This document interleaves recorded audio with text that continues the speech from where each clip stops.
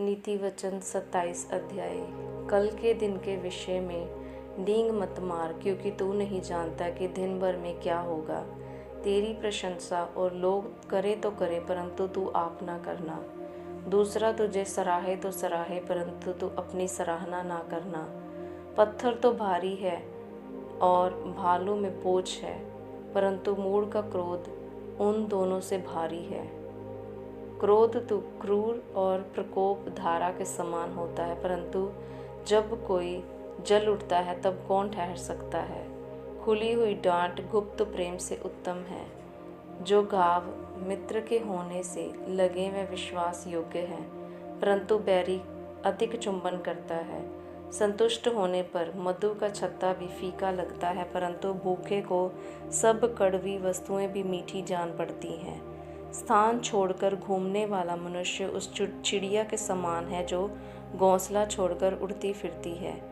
जैसे तेल और सुगंध से, वैसे ही मित्र के हृदय की मनोहर सम्मति से मन आनंदित होता है।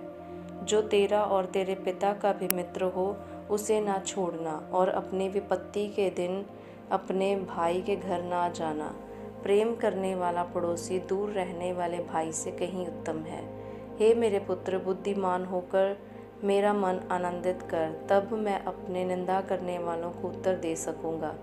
बुद्धिमान मनुष्य विपत्ति को आती देखकर छिप जाता है, परंतु भोले लोग आगे बढ़े चले जाते हैं और हानि उठाते हैं। जो पराये का उत्तरदायी हो उसका कपड़ा, और जो अनजान का उत्तरदायी हो उससे बंधक की वस्तुएं ले ले। जो भोर को उठकर अपने पड़ोसी को ऊंचे शब्द से आशीर्वाद देता है, उसके लिए श्राप गिना जाता है। झड़ी के दिन पानी का लगातार टपकना और झगड़ालू पत्नी दोनों एक से हैं। जो उसको रोक रखे वह वायु को भी रोक रखेगा, और दाहिने हाथ से वह तेल पकड़ेगा।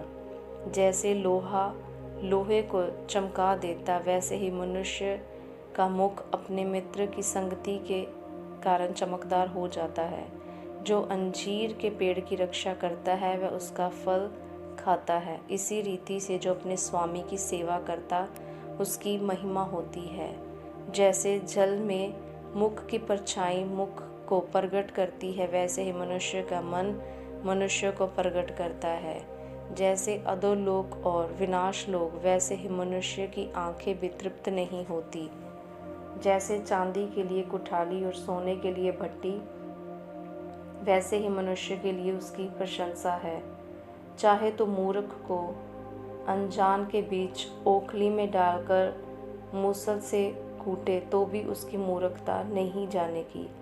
अपनी भेड़ बकरियों की दशा भली भांति मन लगाकर जान ले, और अपने सब पशुओं के झुंडों की देखभाल उचित रीति से कर, क्योंकि संपत्ति सदा नहीं ठहरी। और क्या राजमुकुट पीढ़ी से पीढ़ी तक बना रहता है? जब कटी हुई घास उठा ली जाती है और नई घास दिखाई देती है, और पहाड़ों की हरियाली काट कर इकट्ठी की जाती है, तब भेड़ों के बच्चे तेरे वस्त्र के लिए होंगे, और बकरों के द्वारा खेत का मूल्य दिया जाएगा, और बकरियों का दूध इतना होगा कि तू अपने घराने समेत पेट भर के पिया करेगा, और तेरी दासियों का भी जीवन निर्वाह होता रहेगा।